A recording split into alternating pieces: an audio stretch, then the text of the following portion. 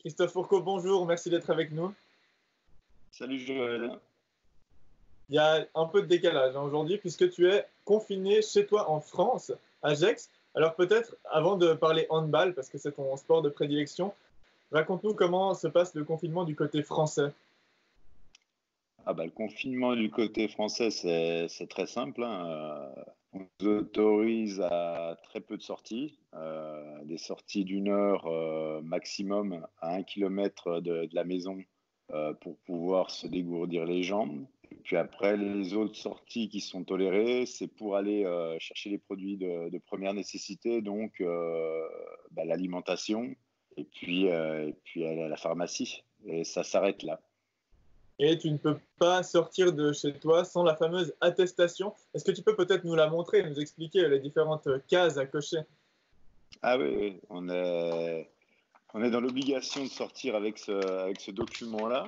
Donc, c'est un document étatique en fait, hein, où c'est stipulé notre nom, notre prénom, toutes les informations nous concernant et puis le pourquoi du comment de la sortie.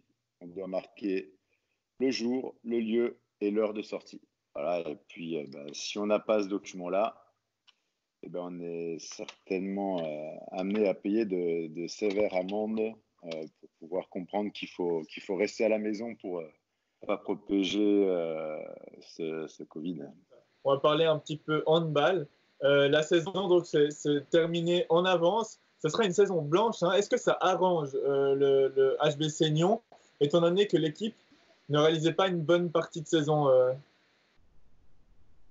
Ouais, moi, je ne vais pas dire que ça arrange le HBC Nyon, ça serait ça serait un raccourci trop facile à prendre. Il nous restait quelques matchs contre tous les mal classés. Je pense qu'on n'aurait pas fini dernier. Au pire, on aurait fini à la 5e place, qui nous permettait de faire un match aller-retour pour nous maintenir. Et franchement, vu ce qu'on a démontré depuis le début de saison, je pense qu'on se serait maintenu sur le terrain. Donc, j'ai pas envie qu'on résume le maintien du HBC Nyon à cette épidémie. Mais très sincèrement, je pense qu'on se serait maintenu. Après, c'est très anecdotique, hein, dans la situation où on est à l'heure actuelle. On va dire que ces préoccupations sont assez loin de nous. Là, le seul contact que j'ai avec le handball à l'heure actuelle, on va dire sur le terrain, c'est quand je fais jouer mes enfants dans le salon, quoi. Voilà. Ouais, comme tu l'as insinué, le Handball Club Nyon a quand même réalisé une bonne saison avec des rencontres très serrées à chaque fois, perdues de justesse. Donc, effectivement, le club était totalement à sa place. Le lien avec le handball, comme tu l'as dit, c'est très peu maintenant. C'est juste à la maison. Est-ce que c'est vivable? Pour un hyperactif comme moi, c'est très compliqué.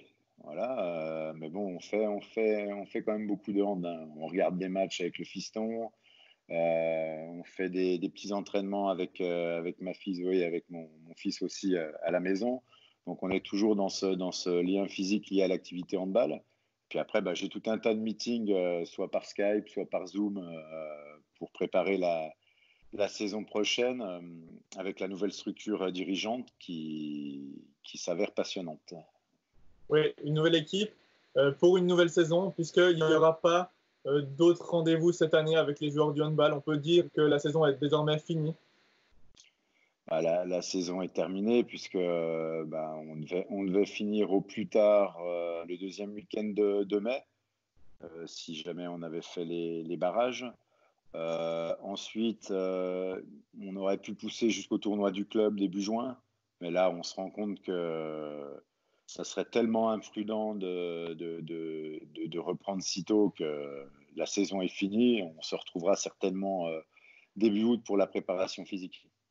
Ouais, une saison terminée qui permet de d'ores et déjà construire, hein, pour la nouvelle année. Merci beaucoup, Christophe Fourquois.